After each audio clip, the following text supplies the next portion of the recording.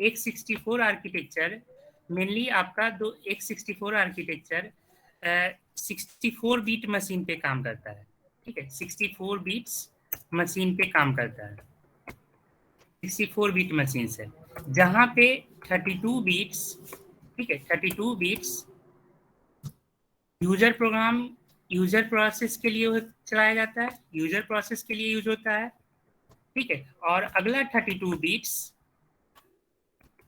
आपका जो operating system का प्रोसेस होता है उसके लिए यूज होता है, ठीक है। कैसे? सिंपली आप टास्क मैनेजर ओपन कीजिए, यहाँ पे देखिएगा टास्क मैनेजर, ठीक है।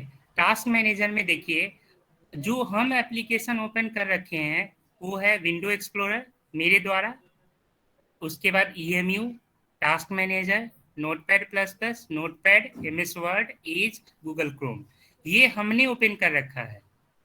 समझ में आया? ये मेरे द्वारा ओपन किया गया है, यूजर के द्वारा ओपन किया गया है।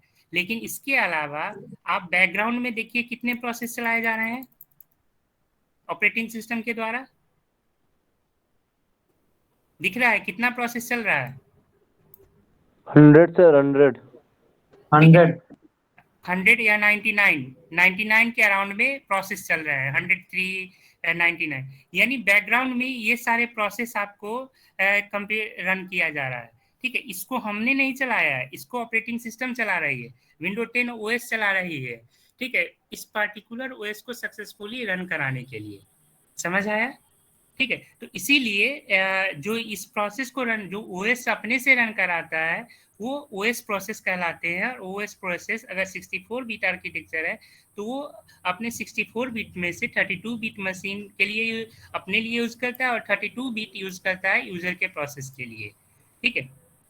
इसी तरीके से अगर आपके पास दूसरा आर्किटेक्चर जो आज के डेट में है वो है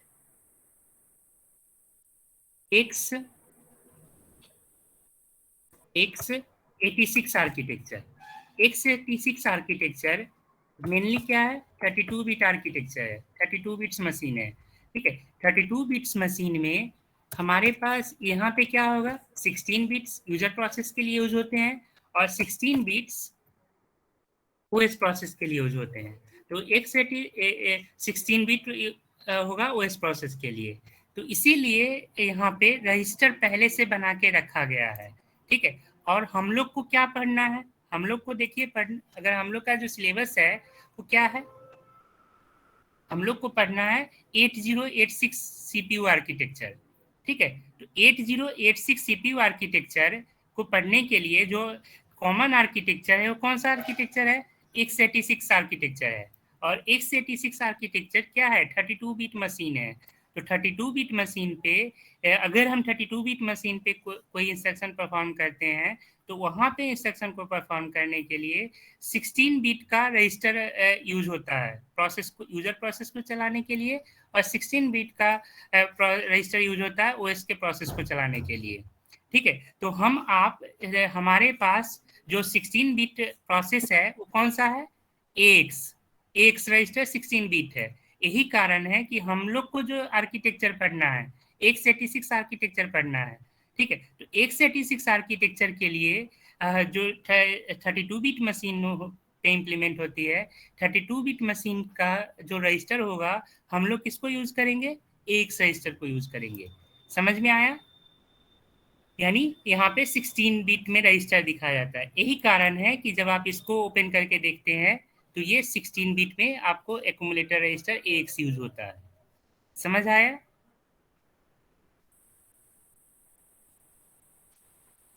सर एक डाउट है। बोलिए, क्या डाउट है?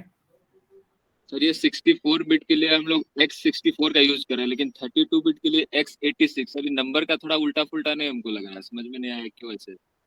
क्या उल्टा पुल्टा हो गया बताइए जरा, यहाँ तो क्लियरली लिखा जैसे हुआ है। अभी सर आप बताए कि x64 बिट, हाँ। x64 में 64 बिट हो गया सर, हम्म। ठीक है, लेकिन x86 में 32 बिट हो गया सर, ये ऐसे कैसे हो रहा है सर? ऐसे कैसे हो रहा है? आज के डेट में अगर आप कोई सॉफ्टवेयर डाउनलोड करते हैं तो शायद ध्यान नहीं देते होइएगा,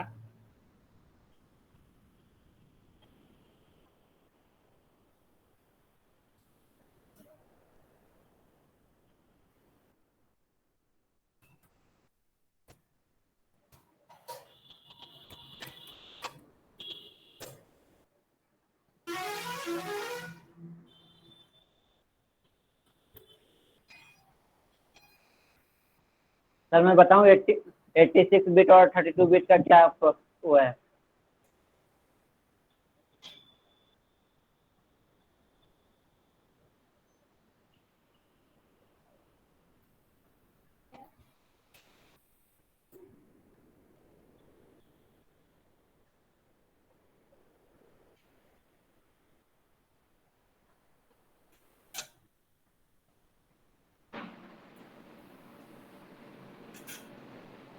देख रहे हैं यहाँ पे आपको सारा क्या दिखा रहा है, x64 आर्किटेक्चर दिखा रहा है जब भी आप विंडोज 64 बिट मशीन के लिए डाउनलोड करते हैं।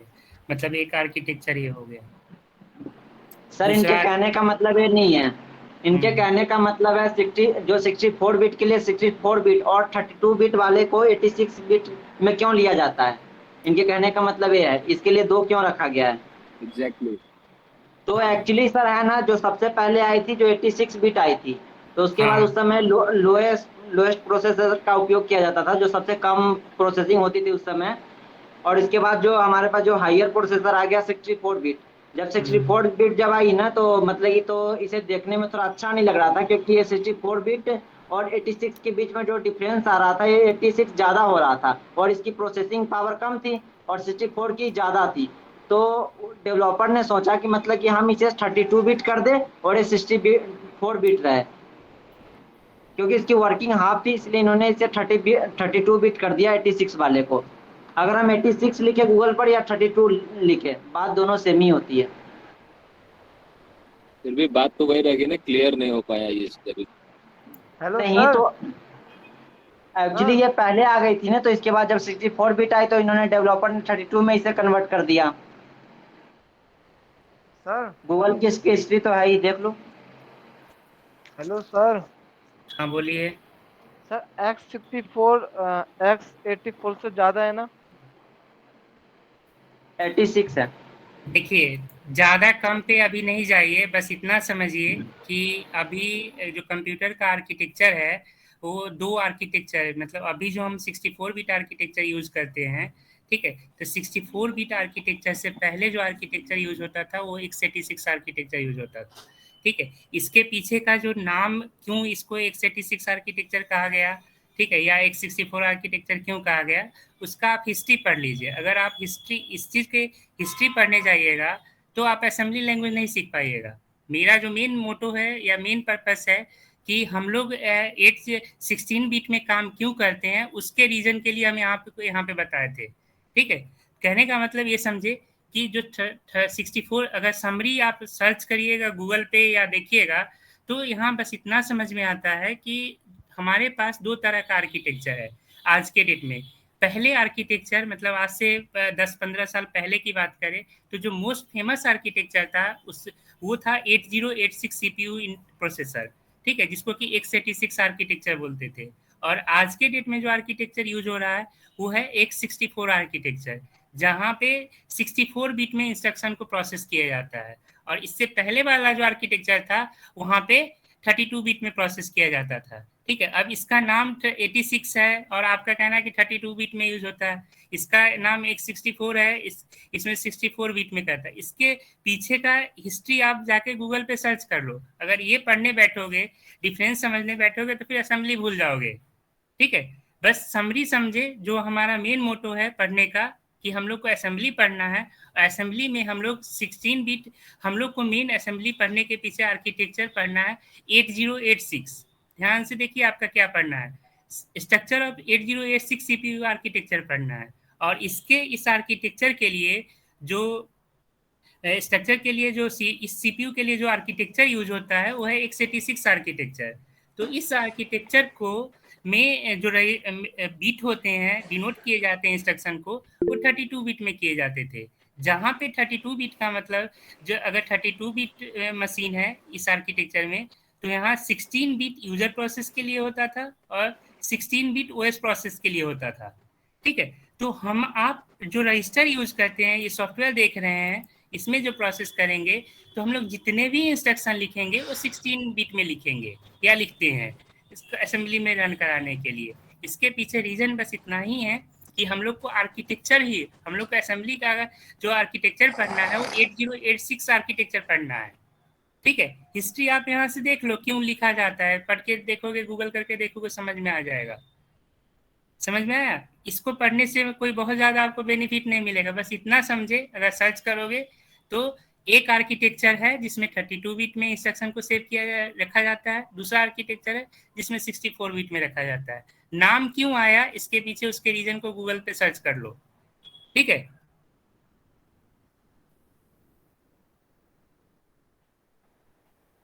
यहाँ तक समझ आया? इसका कोई 64 रिलेशन भी है कि आर्किटेक्चर पे क्यों नहीं पढ़ा रहे हैं फिर? क्या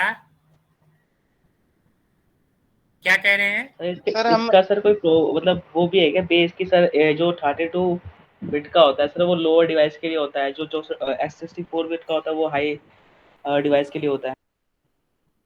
देखिए, परफॉर्मेंस पर्पज से क्या होता था ना कि स्टार्टिंग में जो सिस्टम थे, शुरुआत मतलब आज से 15-20 साल पहले जो सिस्टम था, उस समय सॉफ्टवेयर का भी साइज कम होता था।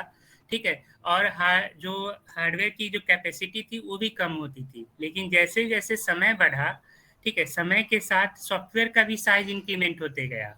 ठीक है, पहले के टाइम में जो रैम हार्ड डिस्क आता था वो आपका 256 MB का या 512 MB का या 1 GB का रैम आता था। ठीक है, आज के डेट में देखा जाए तो आज आप अगर हार्ड डिस्क की बात करते हैं या रैम की बात करते हैं तो आज अगर मिनिमम जो आपका सिस्टम जो भी ऑपरेटिंग सिस्टम रन कर रहा है वो 4 GB आपका रैम होना चाहिए। हार्ड डिस्क आपका कम से कम 1 टेराबाइट होना चाहिए, ज़्यादा है तो अच्छी बात है।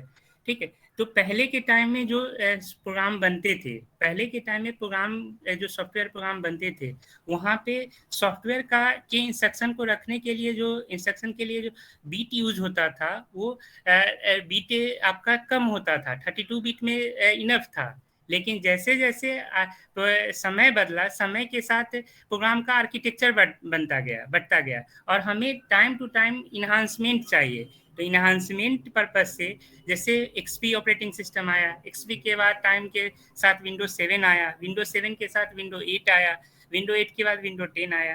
ठीक है, तो हर एक सॉफ्टवेयर में अपडेट होता है। तो सॉफ्टवेयर में अपडेट होने के साथ अगर सॉफ्टवेयर में कोई अपडेट होता है तो उसका साइज बढ़ता है। ठीक है, तो उस साइज को बढ़ने के साथ हार्डवेयर का भी साइज बढ़ाना होगा, हार्ड डिस्क का, रैम का भी साइज बढ़ाना होगा।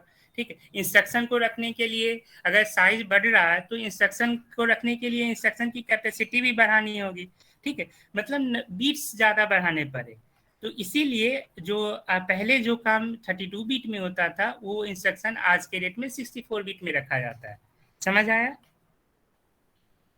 ठीक है, बस परफॉर्मेंस पर्पस है इसका, और कोई रीजन नहीं है, और समय के साथ एक्सटेंशन है सॉफ्टवेयर का।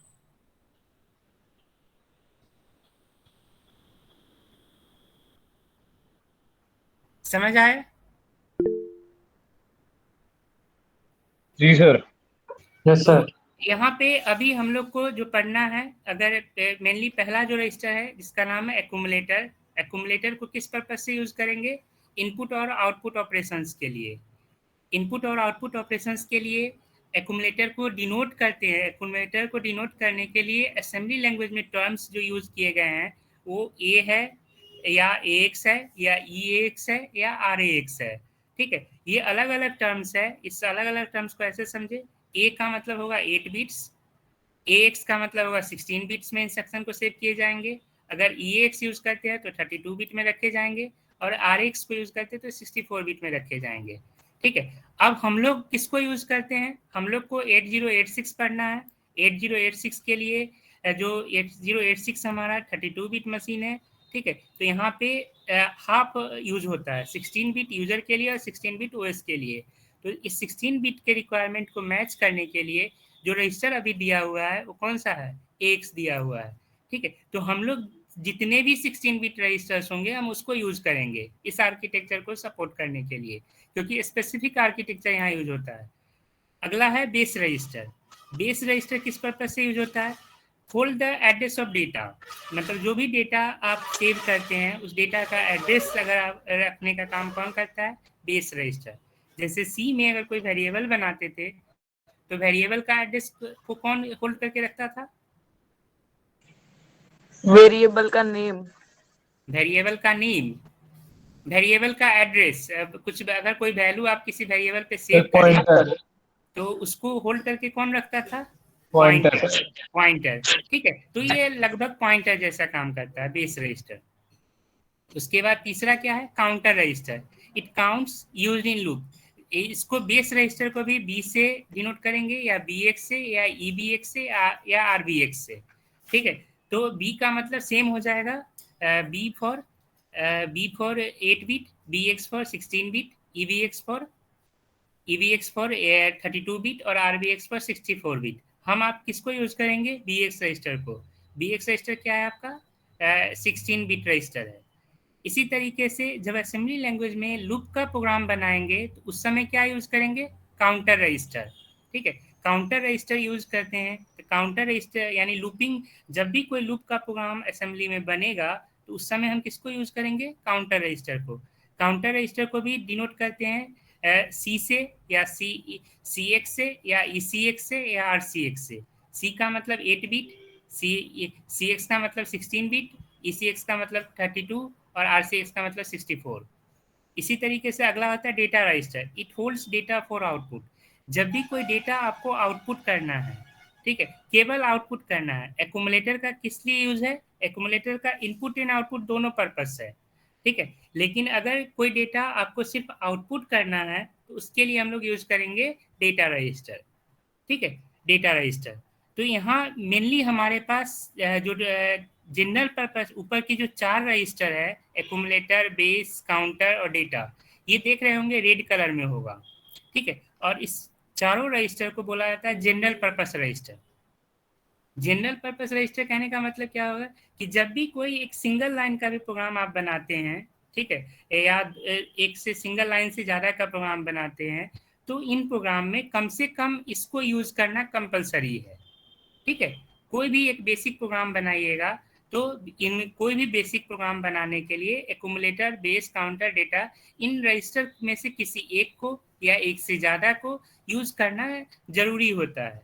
ठीक है, इसके बिना आप कोई प्रोग्राम बना ही नहीं पाते असेंबली में, इसलिए इसको बोला गया जनरल पर्पस रजिस्टर।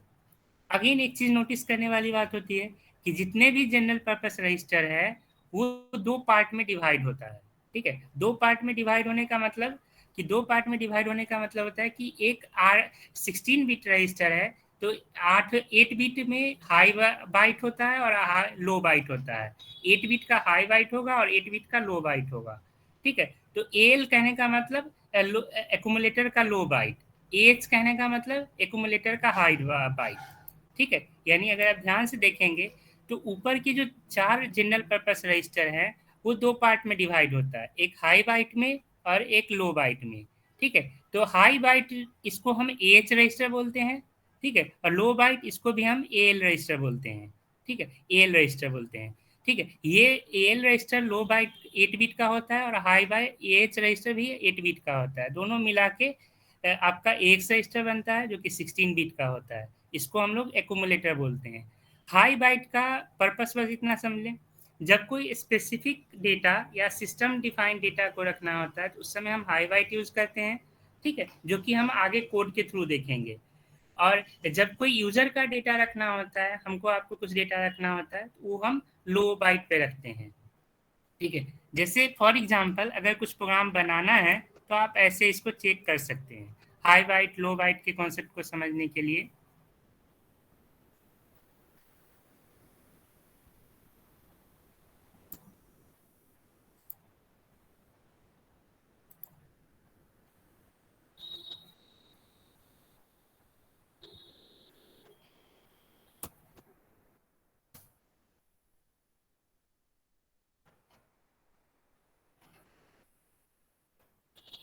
देखिए मूव एल कॉमा टाइप कर दिए। ठीक है, उसके बाद इस डेटा को आपको आउटपुट करना है तो लिखना होगा MOV मूव DL कॉमा क्या AL। एल में जो डेटा होगा, एक्यूमुलेटर में जो डेटा होगा, एक्यूमुलेटर में डेटा किस लिए रखते हैं? इनपुट और आउटपुट पर्पज से। तो हमने पहले एक्यूमुलेटर को यूज करके 5 डेटा जो नंबर 5 है उसको एक्यूमुलेटर में इनपुट करा लेते हैं और उस डेटा को कहाँ रख देते हैं, आउटपुट करना है, इस 5 को डिस्प्ले कराना है, ठीक है। तो इसलिए हमें इसको मूव करके कहाँ ले जाना होगा, डेटा रजिस्टर में। उसके बाद अब इसको आउटपुट करने के लिए एक लाइन लिखना होता है INT 21H। अभी इस चीज़ को आगे देखेंगे, सिंपली आप इसको समझे, इमुलेट कीजिए। जब इमुलेट करेंगे, असेंबली देखिए समझना आप ही को होगा, सब कुछ आपके नज़र के सामने में होता है, ठीक है। कैसे समझेंगे, ये हमने 3 लाइन का इंस्ट्रक्शन बनाया है, ठीक है, जिसमें हमने AL और DL को यूज़ किया है। AL और DL मतलब ये वाला डेटा यूज़ किए हैं और ये वाला रजिस्टर यूज़ किए हैं और ये वाला रजिस्टर यूज़ किए हैं, ठीक है। एक का काम एक एक्यूमुलेटर है, दूसरा डेटा रजिस्टर है, ठीक है। समझने के लिए आपको यहाँ पे सिंगल स्टेप करना होगा, प्रोसेस इंस्ट्रक्शन इन CS, यानी single step compilation, line by line compile होगा, ठीक है। सिंगल स्टेप कीजिए, ठीक है। जैसे ही इस लाइन सिंगल स्टेप करेंगे, एक लाइन प्रोसेस हो गया। ये प्रोसेस हो गया तो देखिए यहाँ पे क्या डेटा है, 5 है। इसको कहाँ मूव करना था, मूव मतलब ट्रांसफर करना, कहाँ मूव करना था, AL रजिस्टर में। देखिए AL पे आ गया डेटा, समझ में आया? यस सर, यस ठीक है। सर। इसी तरीके से अगला क्या है, जब ये लाइन प्रोसेस होगा, इस लाइन को समझने के लिए आपको सिंगल स्टेप करना होगा, ठीक है। सिंगल स्टेप कीजिए। अभी DL रजिस्टर पे क्या है, कुछ क्या दिख रहा है डेटा, DL रजिस्टर 0 दिख रहा है। 0 दिख रहा है। जैसे ही ये लाइन प्रोसेस होगा तो क्या दिखेगा, 5 5। क्यों 5 दिखा, क्योंकि AL का डेटा आप मूव करके कहाँ रख रहे हैं, DL में। इसलिए जो डेटा AL के पास होगा वही डेटा कहाँ जाएगा, DL के पास जाएगा। समझ में आया? और जब ये लाइन प्रोसेस होगा, जो LO इंस्ट्रक्शन है, ये अभी प्रोसेस नहीं हुआ है, आप सिंगल स्टेप कीजिए, ठीक है। सिंगल स्टेप करिएगा, प्रोग्राम टर्मिनेट हो जाएगा, ठीक है, टर्मिनेट हो जाएगा। तो अब इसको आउटपुट करके देखना है, ठीक है। इसको आउटपुट करके देखने के लिए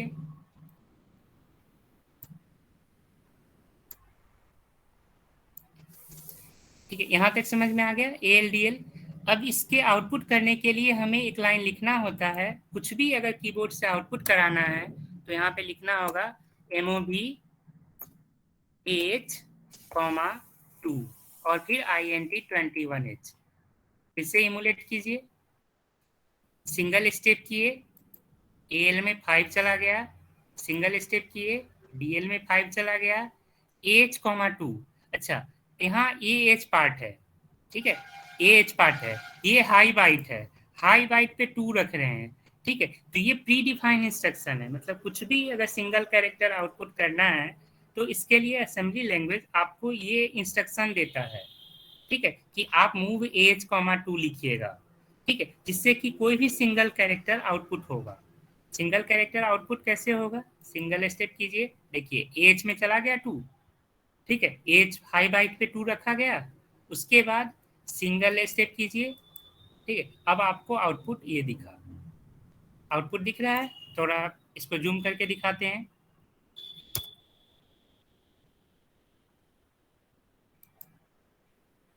दिखा, आपने क्या रखा था डेटा रजिस्टर पे, एज पे 2 रखा था।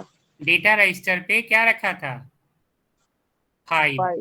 5 के लिए आपको क्या दिखा, आपको ये डेटा दिखा, ऐसा क्यों, इसके पीछे के रीजन को समझिए।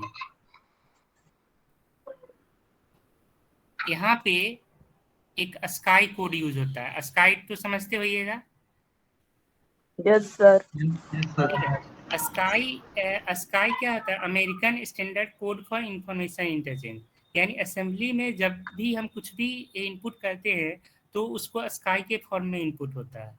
तो रजिस्टर पे हमने क्या डेटा रखा था, रजिस्टर पे हमने डेटा रखा 5, और उस 5 को 5 का जो वैल्यू है उसके लिए क्या माना, क्या इंस्ट्रक्शन है असेंबली में, क्या इंस्ट्रक्शन समझेगा, ये वाला, समझ में आया? ठीक है। तो जिस ही समय आप रजिस्टर पे 5 रखेंगे तो आपको आउटपुट क्या आएगा, ये डेटा आएगा, ये जो सिंबल देख रहे हैं वो सिंबल आ रहा है। ठीक है, तो आपको अगर डिजिट में आउटपुट करना है 5, तो रजिस्टर पे 5 को समझने के लिए देखिए, रजिस्टर पे 5 को कौन से वैल्यू से समझा जाता है, स्काई वैल्यू 5 का स्काई वैल्यू क्या है, यहाँ देखिए 5-3। स्काई टेबल में 5 का 5-3 है। मतलब अगर रजिस्टर पे यानी एल रजिस्टर पे अगर हम 53 रखते हैं और तब आउटपुट करेंगे तो हमें क्या आउटपुट आएगा, 5 आएगा। 5 समझ में आया? इसलिए हमें क्या करना है, इसके लिए हम लोग को अगर आपको अभी आउटपुट जो ऐसे आ रहा है, ठीक है, ये आउटपुट आ रहा है, यहाँ 5 अगर आपको देखना है तो इस 5 को देखने के लिए क्या करना होगा, जो डेटा रजिस्टर पे डेटा 5 है उसको ऐड कर दीजिए, ऐड DL, 48। तो डेटा रजिस्टर में पहले से एक्यूमुलेटर से आया 5 और उस 5 पे हमने क्या कर ऐड कर दिया 48, 53 हो जिससे कि जाएगा। डेसिमल में डेटा कन्वर्ट हो जाए। और अगर अब आप इस प्रोग्राम को इमुलेट करके रन करेंगे, सिंगल स्टेप किए, देखिए AL पे 5 पहुंचा, सिंगल स्टेप किए, DL पे 5 पहुंचा, सिंगल स्टेप किए, यहाँ पे 35 हो गया। 35 क्यों, इसके पीछे के भी लॉजिक है। लॉजिक ये है, स्काई टेबल को कन्वर्ट कीजिए। देखिए स्काई टेबल पे यहाँ पे क्या है, 5 का है 53। जब इस पे क्लिक करेंगे तो इस 53 को हेक्साडेसिमल में 53 का हेक्साडेसिमल वैल्यू क्या होता है, 35। मतलब वो हेक्साडेसिमल में इनपुट ले रहा है और इसलिए आपको 35 दिखता है। उसके बाद अब यहाँ पे फिर से सिंगल स्टेप किए, एच रजिस्टर में 2 पहुंच गया, जिससे कि हाई बाइट पे 2 पहुंचा। ये किस लिए यूज होता है H,2, सिंगल कैरेक्टर आउटपुट करने के लिए। और कुछ भी आउटपुट इससे इमुलेटर से मॉनिटर पे पहुंचे उसके लिए INT21H इंस्ट्रक्शन यानी इंटरप्ट कॉल होता है, इसको कॉल कीजिएगा, सिंगल स्टेप कीजिएगा, सिंगल स्टेप। देखिए अब आपको डेटा पहुंच गया 5। यानी एक सिंगल कैरेक्टर या सिंगल डिजिट कुछ भी आउटपुट करना है तो उसके लिए आपको ये लाइन लिखना होगा, 5 लाइन का इंस्ट्रक्शन लिखना होगा। समझ में आया? और इस 5 लाइन के इंस्ट्रक्शन को सिंगल कैरेक्टर को या सिंगल डिजिट को आउटपुट करने के लिए हमने कौन सा रजिस्टर यूज किया है, एल एच जो कि एक्यूमुलेटर रजिस्टर है, DL डेटा रजिस्टर है, और तो ये जनरल पर्पस रजिस्टर है, इसलिए इसको बोला गया जनरल पर्पस रजिस्टर। समझ आया?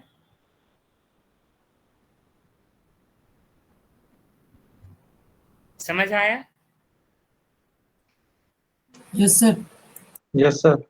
यही सर। चीज देखिए, अगर कोई भी असेंबली को अगर आपको समझना है तो खुद ही सिंगल स्टेप करके देखिएगा, ठीक है। या अगर वन शॉट में रहा, अगर सब कुछ समझ में आ गया तो आप सिंपली वन वे में अगर रन करना चाहते हैं तो इसको बंद कीजिए, इसे एमुलेट कीजिए और यहाँ से रन कीजिए। देखिए अगर सीधा रन कराना है तो सिंपली रन पे क्लिक कर दीजिए, उससे रन हो जाएगा। लेकिन इससे आपको प्रोग्राम समझ में नहीं आएगा। तो अभी आपका जो बेसिक है, बेसिक कोई भी चीज़ को किसी भी प्रोग्राम को समझना है तो आपको मैनुअली ही सिंगल स्टेप करके ही समझना होता है।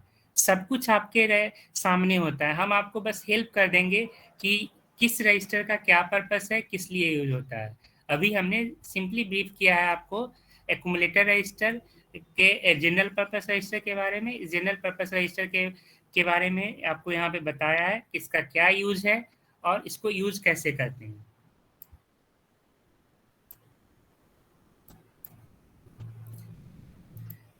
ठीक है, तो ये जनरल पर्पस रजिस्टर हो गया। बाकी के रजिस्टर को आगे हम लोग देखेंगे, ठीक है। फिलहाल के लिए यहाँ तक हो गया, तो थोड़ा सा एक इंस्ट्रक्शन को देख लें। इसी तरीके से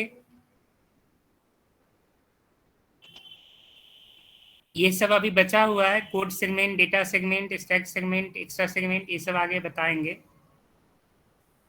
ठीक है। अभी बताएंगे तो समझ में ही नहीं आएगा।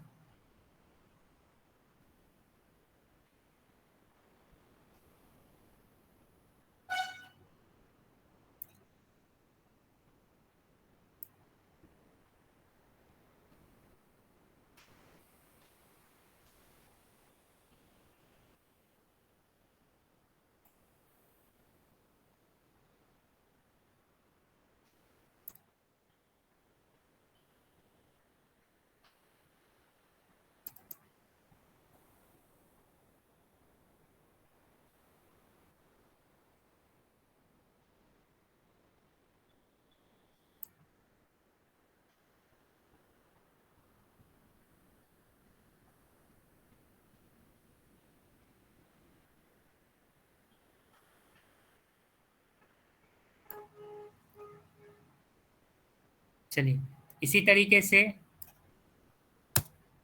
देखिए, इसको हमने यहाँ से कॉपी किया, Ctrl+C, और इसको कहाँ डाल देते हैं, आपके चैट बॉक्स में डाल देते हैं। आप इसको प्रैक्टिस कर लेना चैट बॉक्स से कॉपी करके।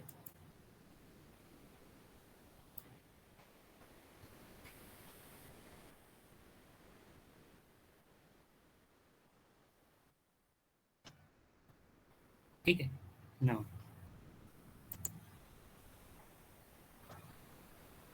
अगर कुछ डेटा सपोज कीजिए एल रजिस्टर पे आपने 5 डाला, अभी हम लोग जनरल पर्पस रजिस्टर जो 4 पर है उसी पे समझेंगे। एल रजिस्टर पे सपोज कीजिए कि हमने 2 डाला, ठीक है। इसी तरीके से मूव किए बीएल रजिस्टर पे, कॉमा हमने 3 डाला, ठीक। नाउ अब इन दोनों एल हम चाहते हैं कि हमें 2+3 आउटपुट आए, ठीक है। यानी हम लोग को आउटपुट तो यहाँ कुछ भी कमेंट करना है, हमें चाहिए 2+3, ठीक है। 2+3 = 5, ये आउटपुट चाहिए। तो इसके लिए क्या लिखना होगा, एक इंस्ट्रक्शन यूज होता है आपका ऐड, इसमें क्या लिखेगा एल कॉमा बी एल, ठीक है। Add L comma B L, इससे क्या होगा, एल पे क्या डेटा रखा गया है, 2 रखा गया है, बी एल पे क्या डेटा रखा गया है, 3 रखा गया है। तो जब आप ए लाइन लिखेंगे इसका मतलब क्या हो गया, इस लाइन का मतलब हो गया L = L plus B L, ठीक है। इस लाइन का मतलब क्या हो गया, इस लाइन का मतलब होगा कि एल = 2, इस लाइन का मतलब क्या हो जाएगा, ए बी एल = 3, समझ आया। इसके बाद जब ये लाइन लिखते हैं तो इस लाइन का मतलब क्या हो गया, एल प्लस बी एल, यानी इसकी वैल्यू क्या हो गई, 2 + 3 = 5, यानी एल के पास क्या डेटा पहुंचा, एल के पास पहुंचा 5। उसके बाद अब इस 5 को आउटपुट करना है, ठीक है। आउटपुट करना है तो इस आउटपुट तो ऐसे होगा नहीं, आउटपुट करने के लिए हमें क्या, कौन सा रजिस्टर यूज होता है, डेटा रजिस्टर। तो एल के डेटा को आउटपुट करने के लिए डीएल पे पहले भेजिए, डीएल पे भेज दिए। उसके बाद डीएल पे अगर 5 जाएगा तो फिर से हमें सिंबल दिखने लगेगा, तो हमें सिंबल ना दिखे, हमें डिजिट में डेटा दिखे, उसके लिए डीएल पे 48 जोड़ देते हैं, जिससे कि 53 दिख जाएगा। और फिर ये 2 लाइन है जिससे कि हम कुछ आउटपुट करके दिखा सकते हैं, ठीक है। समझ आया, समझ आया। No sir. क्या नहीं समझ आया, बताइए, इसमें क्या समझ नहीं आया।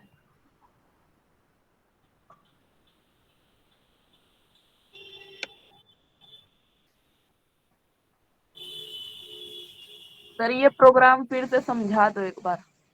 जब पहला लाइन लिखते हैं एल कॉमा 2, इस लाइन का मतलब क्या हुआ कि एल रजिस्टर पे डेटा क्या रखा जाएगा, 2 रखा जाएगा। ध्यान से समझिए, जब आप इमुलेट करेंगे, फर्स्ट लाइन आपने क्या लिखा, एल कॉमा 2, ठीक है। तो एल कॉमा 2 का मतलब जब सिंगल स्टेप करेंगे तो एल रजिस्टर आपका ये वाला है, ठीक। इस एल रजिस्टर पे क्या डेटा मूव करके जाएगा, 2 जाएगा, यानी यहाँ पे 2 चला गया। समझ आया। Yes sir. Yes sir. फिर अगला इंस्ट्रक्शन क्या है, सिंगल स्टेप करिए BL,3, इस लाइन से क्या होगा, सिंगल स्टेप किए, BL पे क्या पहुंच गया, 3। समझ में आया कि जब हम ये लाइन लिखते हैं मतलब हमने AL में 2 कॉपी किया है, ये लाइन लिखते हैं मतलब BL में 3 कॉपी किया है। क्लियर है। Yes sir. उसके बाद जब आप ये लाइन लिखोगे ऐड AL, BL, तो AL में अभी क्या है, AL में अभी क्या है, 2। जब आप ऐड करेंगे AL BL को, तो AL के पास पहले से 2 है और BL के पास क्या है, 3 है। तो AL प्लस BL क्या होगा, AL प्लस BL का मतलब AL = AL प्लस BL। तो AL में पहले से 2 है और BL में पहले से 3 है, तो 2 + 3 क्या हो जाएगा, 5 हो जाएगा। यानी इन दोनों का आउटपुट जोड़ के कहाँ स्टोर हो जाएगा, एल में हो जाएगा। ठीक है, तो जैसे ही सिंगल स्टेप करेंगे तो एल में अब क्या हो गया, डेटा 5 हो गया। समझ आया? Yes sir. उसके बाद अब इस पर एल के डेटा को आउटपुट करना है, हमने जोड़ के हमें दिखाना है डेटा को। ठीक है, तो डेटा को दिखाने के लिए क्या करना होगा, सिंगल स्टेप कीजिए। ठीक है, सिंगल स्टेप किए तो पहले डेटा आउटपुट कर, एल से डायरेक्टली डेटा आउटपुट नहीं होता है, ध्यान रखिएगा। ठीक है, एल बेसिकली एक्यूमुलेटर रजिस्टर है जो इनपुट एंड आउटपुट ऑपरेशंस के लिए परफॉर्म होता है। मतलब क्या कि कुछ भी कीबोर्ड से इनपुट करना है या मैनुअली इनपुट करना है तो वो एक्यूमुलेटर पे स्टोर होता है, और कुछ भी अगर आपको आउटपुट करना है तो आउटपुट करने के लिए एक्यूमुलेटर से डेटा को मूव करके कहाँ ले जाना होगा, डेटा रजिस्टर पे, जिससे कि जो भी डेटा रजिस्टर के पास डेटा होगा वो आउटपुट हो जाएगा। तो एक्यूमुलेटर के पास अभी 5 है, इस डेटा को हमें 5 कहाँ से आया है, जो ऐड ऑपरेशन का रिजल्ट है। ठीक है, ऐड जो निमोनिक है या कीबोर्ड बोलिए, कीवर्ड बोलिए, ठीक है, उसका जो ये रिजल्ट है उसको हमें आउटपुट कराना है। तो आउटपुट कराने के लिए हमें कहाँ मूव करना होगा, डेटा रजिस्टर में। डेटा रजिस्टर में इसको मूव कर दिए। ठीक है, डेटा रजिस्टर में मूव कीजिए। अब कुछ भी आउटपुट करना है तो डेटा रजिस्टर में अगर 5 रख दिए तो ये 5 तो इसका स्काई वैल्यू डिस्प्ले कर देगा, क्योंकि असेंबली तो 5 समझता नहीं है। रजिस्टर पे जो भी डेटा रखिएगा, रजिस्टर पे अगर 5 रखिएगा तो ये आउटपुट आएगा, रजिस्टर पे 4 रखिएगा तो ये की आउटपुट आएगा, 3 रखेंगे तो ये आउटपुट आएगा, 2 रखेंगे तो ये आउटपुट आएगा, 35 रखेंगे तो हैश आउटपुट आएगा। मीन्स क्या कि यहाँ स्काई कोड में आउटपुट होता है, तो हमें डिजिट में 5 डिस्प्ले कराना है। ठीक है, या डिजिट में 4 डिस्प्ले कराना है। तो डेटा रजिस्टर पे पहले से जो डेटा है, पहले से डेटा है 5 और हमें डिजिट में 5 बनाना है। तो असेंबली क्या समझता है, असेंबली में हमें अगर 53 रखेंगे डेटा रजिस्टर पे तब जाके हमें 5 आउटपुट कराएगा, इसलिए डेटा रजिस्टर पे 48 ऐड कर देते हैं। तो 48 + 5 53 हो जाएगा। ठीक है, जिससे कि डेटा रजिस्टर पे 53 पहुंचेगा तो वो डिजिट में आउटपुट करके आपको बताएगा। सर यहाँ पे कोमा का मतलब है क्या, प्लस है या फिर? यहाँ जब भी कोई इंस्ट्रक्शन लिखा जाता है ना तो ये प्रोग्राम बनाते समय ध्यान रखिएगा, सबसे पहले इंस्ट्रक्शन लिखा जाता है। ठीक है, उसके बाद रजिस्टर का नाम लिखा जाता है, उसके बाद कॉमा लिखा जाता है। अब इसके बाद या तो कोई रजिस्टर रखा जाएगा या कोई वैल्यू रखा जाएगा। जैसे यहाँ डीएल के बाद वैल्यू रखा गया या रजिस्टर रखा गया और यहाँ पे वैल्यू रखा गया। यहाँ एज एक रजिस्टर है और इसके आगे सर यहाँ पे हम उसकी वैल्यू असाइन भी कर सकते हैं और दूसरे जैसे कि रजिस्टर का नेम भी दूसरे नेम पे असाइन करें या फिर वैल्यू असाइन करें। वैल्यू असाइन करें। जैसे सी में आप कोई वेरिएबल बनाते थे, वेरिएबल में वैल्यू कॉपी करते थे या इनपुट करा लेते थे, वैसे ही यहाँ भी होता है। समझ में आया? ठीक है, तो अब आप यहाँ पे इसको डेटा एक्सेल पे 48 डाल दिए, जिससे कि ऐड कर दिए, जिससे कि डिजिट में स्काई कोड में कन्वर्ट हो जाएगा। ठीक है, उसके बाद उस डेटा को आउटपुट करना है, इसके लिए ये 2 लाइन का इंस्ट्रक्शन लिखना होगा। समझ आया? अब इसको रन कीजिए। सर ये रजिस्टर से याद कैसे होंगे, यही समझ नहीं आ रहा। बस प्रैक्टिस करने से देखिए ऐसा कोई, आप अगर अपना ब्लॉग पढ़िएगा ना तो ब्लॉग में भी कोई भी ऐसा चीज नहीं है जो आपको इजी वे में समझ में आ जाएगा। ठीक है, जब तक आप खुद से प्रैक्टिस नहीं करोगे। तो बुक ही देखने से डर लग रहा है। हाँ, बुक देखने के बाद आप समझा रहे तो समझ में भी आ रहा है थोड़ा। बिल्कुल बिल्कुल, यही तो बोल रहे हैं ना कि एक चीज और समझ लीजिए कि असेंबली लैंग्वेज के लिए ऐसी कोई सी भी बुक नहीं बनी है। ठीक है, आप यूट्यूब या ऐसा कोई भी ट्यूटोरियल आप यूट्यूब पे सर्च कर लीजिएगा। ठीक है, असेंबली पढ़ने का, अब आप जब असेंबली को शुरू से अंत तक पढ़ो, ठीक है, फिर 2-4 बार जब पढ़ोगे तब समझ में आएगा। या कोई भी किताब पढ़ लीजिए, असेंबली पढ़ने के लिए कोई एक प्रॉपर फ्लो नहीं है। जैसे सी में एक फ्लो है कि पहले आप प्रोग्राम का स्ट्रक्चर पढ़िए, फिर डेटा टाइप पढ़िए, फिर लूप पर कंट्रोल स्टेटमेंट पढ़िए, उसके बाद फंक्शन पढ़िए, एरे पढ़िए, पॉइंटर पढ़िए। वैसा यहाँ कोई इंस्ट्रक्शन, कोई स्टेप्स नहीं होता है। यहाँ क्या है कि आप पहले कोड को पढ़े, समझे। ठीक है, ध्यान से देखिए, इसमें अच्छे से अगर देखिएगा इंस्ट्रक्शन, ठीक है, तो यहाँ पहले से क्या बताया, पहले आर्किटेक्चर समझाया, फिर इंट्रोडक्शन करवाया, तब जाके प्रोग्राम बता रहा है। ठीक है, तो कहने का मतलब है कि हमको आपको प्रोग्राम बनाने के लिए एक अपना फ्लो बनाना होता है। अब फ्लो क्या है, हम जो आपको पहले बताया कि पहले आप रजिस्टर को पढ़िए, रजिस्टर को समझिए, मतलब अब आपका टास्क क्या होगा, पहले जाके रजिस्टर को पढ़िए। ठीक है, रजिस्टर कितना है, 14 रजिस्टर है। जब आप बुक में ही देखिएगा, जैसे यहीं पे देखिए, यहीं पे सर्च कर लेते हैं तो आपको इजी वे में मिल जाएगा।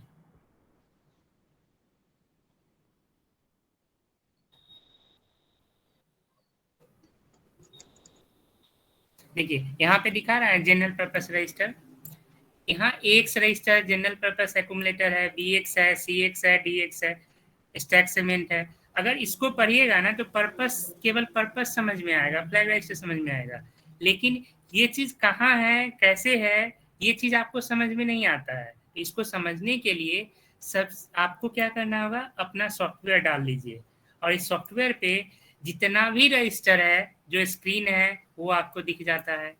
ठीक है, जो स्टैक सेगमेंट रजिस्टर है वो यहाँ दिख जाता है, फ्लैग रजिस्टर है वो दिख जाता है।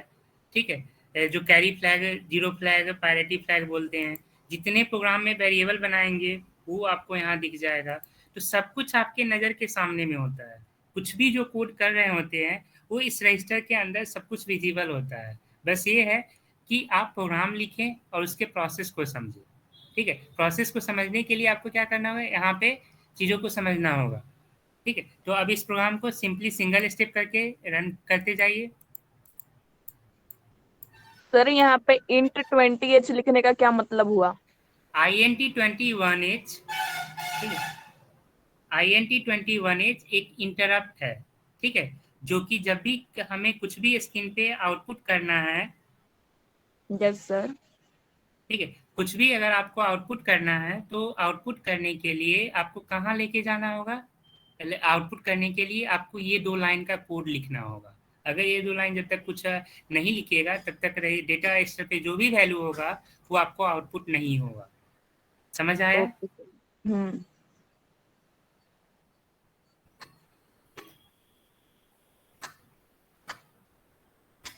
ठीक है, इसी तरीके से ये समझ में आ गया, समझ आ सर गया ये? इसके लिए Yes, हमें sir. ASI वैल्यू सारी याद होनी चाहिए? क्या याद होनी चाहिए,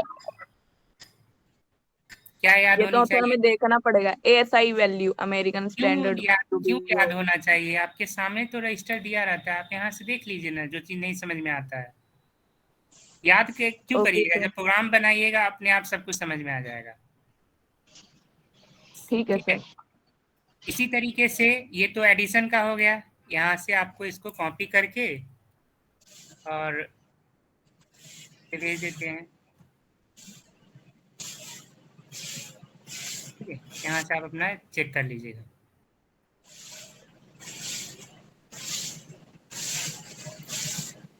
उसके बाद अगर सब्सट्रैक्ट का अगर करना है, ठीक है, जैसे मान लीजिए लेट्स से एल पे हमने 5 रखा,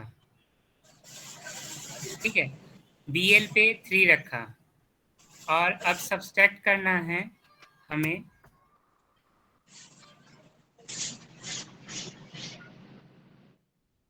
सब्सट्रैक्ट करने के लिए घटाना है तो हमें लिखना होगा SUB।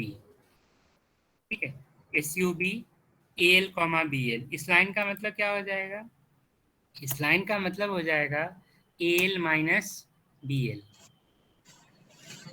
ठीक है, AL माइनस BL। तो AL माइनस BL का मतलब क्या हो गया कि अभी AL के पास पहले से क्या 2 डेटा था, माइनस 3 हो जाएगा। पहले से डेटा था 5, इसमें से माइनस हो जाएगा, माइनस हो जाएगा 3। ठीक है, तो रिजल्ट क्या आएगा, 2 आएगा। ठीक है, 5 रिजल्ट आ जाएगा 2। अच्छा, उसके बाद अभी इस लाइन को हटा दीजिए, देखते हैं क्या होता है। 1 स्टेप में समझिए, सिंगल स्टेप कीजिए, सिंगल स्टेप, AL में पहुंचा 5, सिंगल स्टेप, BL में पहुंचा 3, सिंगल स्टेप, AL में पहुंचा 2, सिंगल स्टेप, DL पे पहुंचा 2, सिंगल स्टेप, AH पे पहुंचा 2, जिससे कि कुछ डेटा आउटपुट हो जाएगा इंटरप्ट के थ्रू। अब आपको ये डेटा आया। अच्छा, अब देखिए ये डेटा क्यों आया, ये कौन सा डेटा है?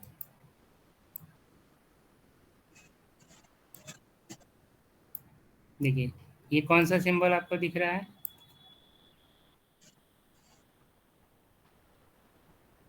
दिखाई टू दिया? का हाँ, और टू का ठीक है, ये सिंबल आपको दिख रहा है। मतलब क्या है कि इमोजी लग अगेन रहा है मुझे तो। अगेन यहाँ पे जो भी ऑपरेशन परफॉर्म हो रहा है वो किस पे हो रहा है? स्काई बिट पे हो रहा है। ठीक है, तो आपको एक्चुअल डेटा दिखाना है। एक सेकेंड थोड़ा होल्ड कीजिएगा।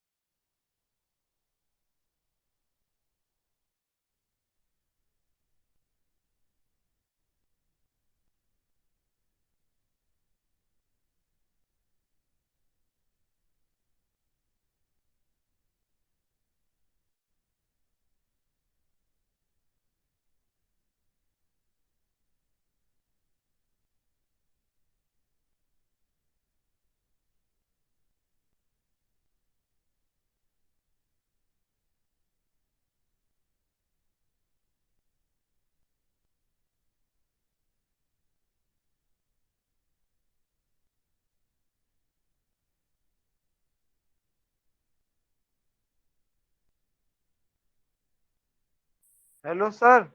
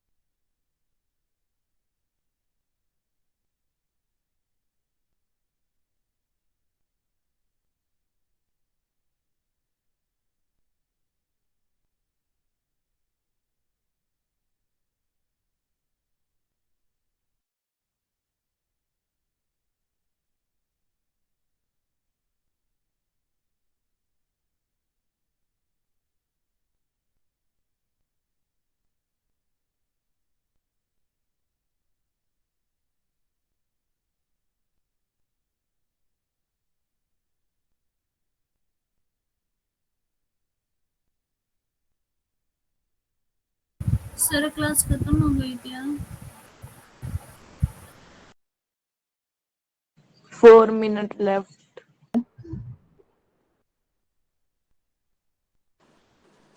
Hello sir. हेलो, आवाज आ रही है ना? यस सर, आ रही है। आ रही यस सर आ है। रही है। यस सर यहाँ आ तक रही है। Yes sir. अब इसको डिस्प्ले कराना है तो अगेन स्काई वैल्यू में कन्वर्ट करना होगा। यानी यहाँ पे DL रजिस्टर पे 48 ऐड कर दीजिए, और जिससे कि अब इमुलेट करके देखेंगे। सिंगल स्टेप कीजिए, AL पे 5 पहुंचा, BL पे 3 पहुंचा, सिंगल स्टेप किए, AL माइनस BL हो गया, यानी 5 माइनस 3 2 पहुंच गया यहाँ पे।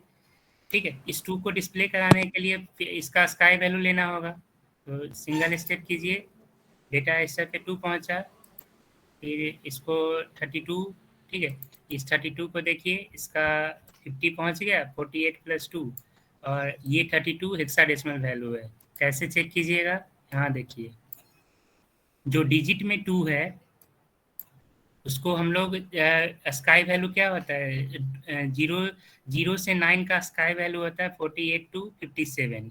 इस 2 को के लिए स्काई वैल्यू क्या होगा, 50। जब इस पे डबल क्लिक करेंगे तो ये हेक्साडेसिमल वैल्यू दिखाएगा। हेक्साडेसिमल वैल्यू 50 का हेक्साडेसिमल वैल्यू क्या होता है, 32। ठीक है, यही कारण है कि आपको रजिस्टर पे यहाँ पे जब आप देखते होइएगा, ठीक है, इस जगह पे तो आपको 32 दिखता है, जिसका कि स्काई वैल्यू 50 होगा अगर आप डेसिमल में देखेंगे तो। और अब इसको रन करते हैं, सिंगल स्टेप कीजिए, AH, 2 और INT 21 इससे आउटपुट होगा और फाइनल आउटपुट 2 आ जाएगा। This is the program for subtract SUB instruction. समझ आया?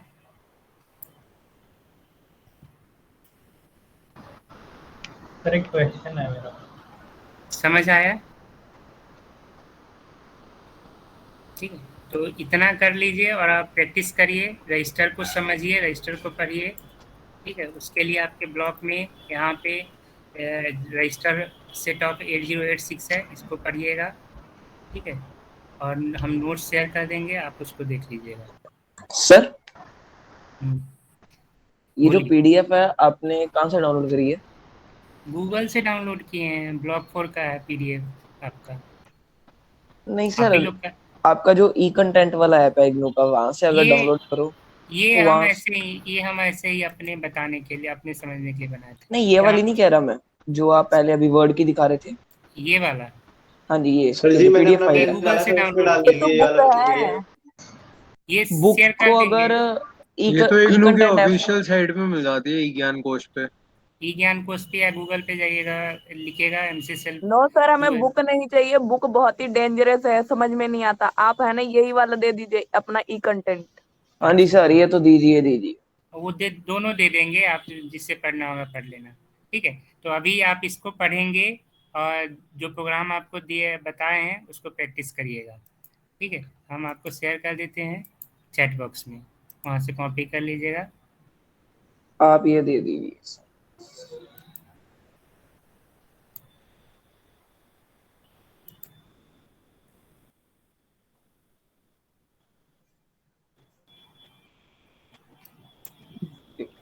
ठीक है,